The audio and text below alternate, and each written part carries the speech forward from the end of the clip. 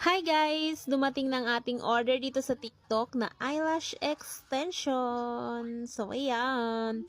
Bubuksan na natin ang ating order. And ayan. Makikita nyo na may free glue po siya na kasama. So, ito yung hindi pa nalagyan ng eyelash extension.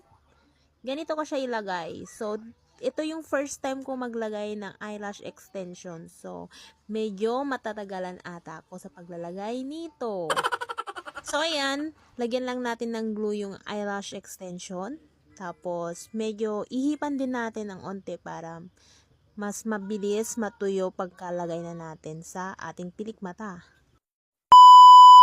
Natapos din.